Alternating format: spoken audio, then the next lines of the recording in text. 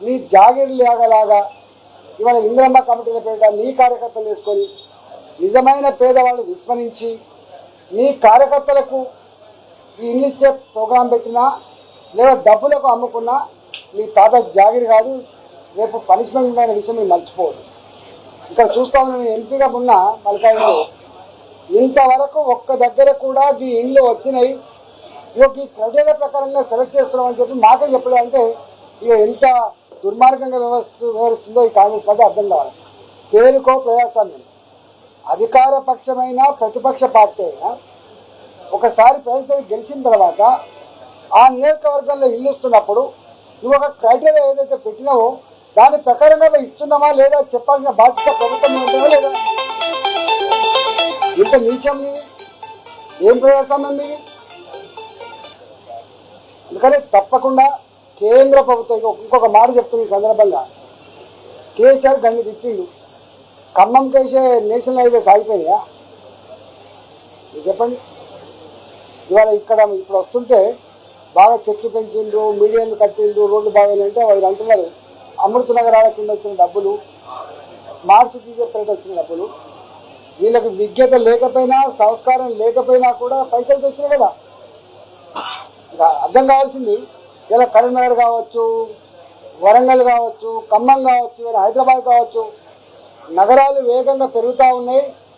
పెరిగిన జనాభాకు అనుగుణంగా సౌకర్యాలు పెంచేటువంటి సత్తా రాష్ట్ర ప్రభుత్వం లేదని చెప్పి ఇవాళ ఇట్లా స్కీమ్ పెట్టించింది. మీకు తెలియదు. అందుకనే కేంద్ర ప్రభుత్వం ఎప్పుడు కూడా పార్టీలు మాయి కాదనో ప్రభుత్వాలు మాయి కాదనో పేదలు విస్మరించే ప్రసక్తి లేదు. నెంబర్ 1. మీరు ఒక రెండవది 81 కోట్ల మందికి బియ్యం ఇస్తాను. ఇంతకుముందు ఎవరు చెప్పింది మా సొమ్ము ఒక్కది సొమ్ము ప్రజలదే కావచ్చు, సొమ్ము ప్రజలదే. కేంద్ర ప్రభుత్వం బియ్యం ఇచ్చినా రాష్ట్ర ప్రభుత్వం బియ్యం ఇచ్చినా సొమ్ము మాత్రం ప్రజలదే. కానీ పేరు మాత్రం కాంగ్రెస్ పార్టీ చెప్పుకునే ప్రయత్నం చేస్తారు. ఇవన్నీ అర్థమవుతున్నాయి.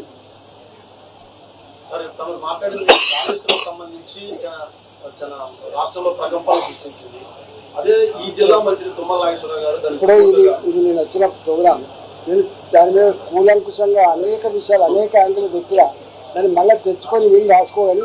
నా స్పిరిట్ దెబ్బతీయకు. ఇంకొక పాయింట్ సార్, ఇప్పుడు 42% రిజర్వేషన్లు స్థానిక సంస్థలు కాంగ్రెస్ పార్టీ చేస్తున్నారు. భారతీయ జనతా పార్టీ చట్టసభల్లో కూడా ఏమన్నా రొటేషన్ రిజర్వేషన్ తీసుకొస్తారు. ముఖ్యమంత్రి పదవులు, ప్రధానమంత్రి పదవులు, ఎమ్మెల్యే ఎంపీ పదవులు, మంత్రుల పదవులు మీద రొటేషన్ రిజర్వేషన్ తీసుకొస్తారు. ఆఫ్టర్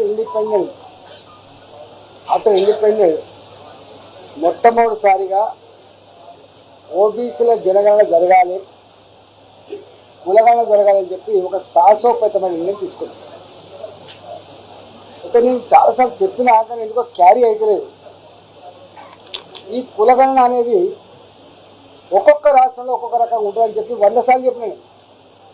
ఇవాళ ఇక్కడ లంబాడాలు ఎస్టీల కింద వస్తారు. అదే లంబాడాలు మహారాష్ట్ర పోతే ఓబీసీల కింద వస్తారు. ఇదే లంబాడాలు కర్ణాటక పోతే ఎస్సీల కింద వస్తారు. మీరు అర్థం చేసుకోండి. అదే ఎందుకో డెప్త్గా అర్థం చేసుకోలేకపోతున్నారు. ఇక్కడ రజకులు ఓబీసీల కింద వస్తారు, బీసీల కింద. ఇక్కడి రజకులు కర్ణాటక పోతే ఎస్సీల కింద వస్తారు. ఇక్కడ రెడ్లు ఓసీల కింద వస్తారు, కర్ణాటక పోతే బీసీల కింద వస్తారు. ఇక్కడ వెలమలు ఓసీల కింద వస్తారు, ఇక్కడ పక్కకు పోతే వాళ్ళను షెడ్యూల్ కాస్ట్ కలిపి ఎందుకు అయిపోయింది తెలియదు. పక్కగా ఉండే అల్కిసకి ఇట్లా. ఇక్కడ నేను ఏమంటున్నా, అసలు ఒక కులం దేశవ్యాప్తంగా అనేక రాష్ట్రాల్లో అనేక రకాలుగా పరిగణించబడుతున్నారు.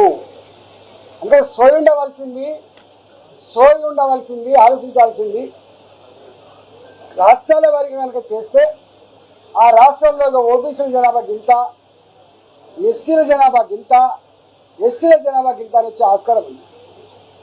అయినా ఇన్ని వైరుధ్యాలు ఉన్నప్పటికీ కూడా నరేంద్ర మోడీ గారు ఎందుకు ప్రజల కోరిక ఉన్నప్పుడు, ప్రజల డిమాండ్ ఉన్నప్పుడు మనం ఎందుకు ప్రజల డిమాండ్ని ప్రజల కోరికని మనం ఫుల్ఫిల్ చేయాల్సిన బాధ్యత ఉందని చెప్పి వారు స్వయంగా దేశవ్యాప్తంగా ఏం తీసుకున్నారు. మీకు ఒక చిన్న ఎగ్జాంపుల్ చెప్తా. దీంట్లో భాగంగా ఎంఆర్పిఎస్ ఉద్యమం 30 ఏళ్ళు కొనసాగింది. మీకు తెలుసు ఎట్లంతా కొనసాగింది, ఎంతెంత మంది చనిపోయింది మీకు తెలుసు. మోడీ గారు ఒకరోజు అన్నాడు 30 ఏళ్ళుగా ఒక ఉద్యమం కొనసాగితే దానికి సంబంధించిన రిజర్వేషన్ కూడా కొన్ని రోజులు అమలైతే ఎందుకు ఇలా మళ్ళీ పట్టించుకుంటలేదని చెప్పి వారే స్వయంగా ముందుకు వచ్చి మీకు తెలిసి ఏం చేసింది అంటే ప్రజల ఆస్పిరేషన్స్ని సమస్యలు పరిష్కరించేటువంటి బాధ్యత ప్రభుత్వాల మీద ఉంటుంది. అందువల్ల డెఫినెట్గా ఓబీసీలకి, ఎస్సీలకు ఎట్లయితే రిజర్వేషన్, ఎస్టీలకు ఎట్లయితే రాజకీయపరమైన రిజర్వేషన్స్ ఉన్నాయో ఇవాళ ఒక మెట్టెక్కిన మహిళా రిజర్వేషన్ వచ్చింది. చట్ట సభలలో మహిళలకు రిజర్వేషన్ వచ్చింది. అదే పద్ధతిలో రాబోయే కాలంలో చట్ట సభలలో కూడా ఓబీసీ రిజర్వేషన్ ఆవశ్యకత ఉందనేది చర్చ జరుగుతాం. ఏమైంది చూడాలి, అది చూడాలి.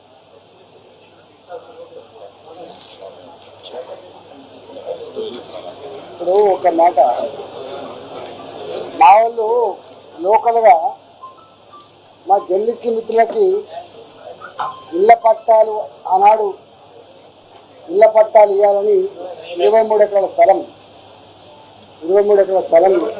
కేటాయించినారు.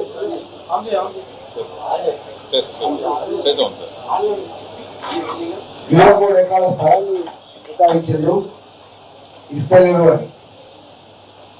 జనరల్గా జర్నలిస్టులు కొద్ది పేపర్లు మినాయిస్తే చాలా పేపర్లలో వాళ్ళు నెల జీతభత్యాలు ఉండవు. వాస్తవంగా ఎన్నికట్లాగా 10వ తరగతి ఇంటర్మీడియట్ చదివే వాళ్ళు కూడా జర్నలిస్టులు లేని వాళ్ళ అంటే master of journalism, bachelor of journalism, PG చదివిన వాళ్ళు ఉన్నారు. కళాన్ని నమ్ముకొని, అక్షరాన్ని నమ్ముకొని వాళ్ళు అనేక ఇలా ప్రింట్ మీడియాలో కావచ్చు, ఎలక్ట్రానిక్ మీడియా కొనసాగుతున్న వాస్తవం. వాళ్ళు జీవితాంతం చేస్తే ఇళ్ళజాగం వెళ్తుంది. ఎక్కడ బుద్ధి పుడితే ఇస్తే కదా ఇళ్ళజాగలే. ఆ ఇళ్ళజాగంలో మళ్ళీ బిడ్డలు పెళ్లిలోకి వెళ్తే ఆ ఇల్లు కూడా అమ్ముకొని చేస్తారు. అవి కట్లాటం జర్నలిస్టులు అందరూ బాగా పైసలు కాదు, అందరూ బిజినెస్ మ్యాన్లు కాదు, అందరూ దండాలు చేయరు. ఇవాళ వాళ్ళు దీన్ని నమ్ముకొని బతకడం చాలా మంది కాబట్టి ఇక ఖమ్మం ఈ ఒక్కటే కాదు, అనేక హామీలు ఇచ్చారు. ఖమ్మం జర్నలిస్టులకు కూడా ఆనాటి ప్రభుత్వం అయితే జీవో ఇచ్చిందో, బోర్డు కేటాయించిందో తక్షణమే ఇవ్వాలి తప్ప ఒక్కడు ఆక్రమించుకున్నాడు. హైదరాబాద్ 200 కోట్ల భూమి, 300 కోట్ల భూమి, 500 కోట్ల భూమి, వీళ్ళని అక్రమంగా ఆక్రమించుకోబడ్డారు. వాళ్ళు న్యాయబద్ధంగా ఉన్నంతలో వాళ్ళకు 100 గజాలు, 120 గజాలు, 150 గజాలు ఇళ్ళ స్థలం ఇస్తే ఓ చిన్నపాటి ఇల్లు కట్టుకొని సొంత ఇంటి వాళ్ళ అనేటువంటి ఆస్కారం ఉంటుంది. ఇంకా చెప్పాలంటే ఈ మధ్య పేదలకు డబుల్ బెడ్రూమ్ ఇస్తా అంటున్నాం, గట్ట ఇచ్చినా వాళ్ళు సంతోషపడతారు. కాబట్టి తక్షణం చేయాలని కోరుతున్నాం.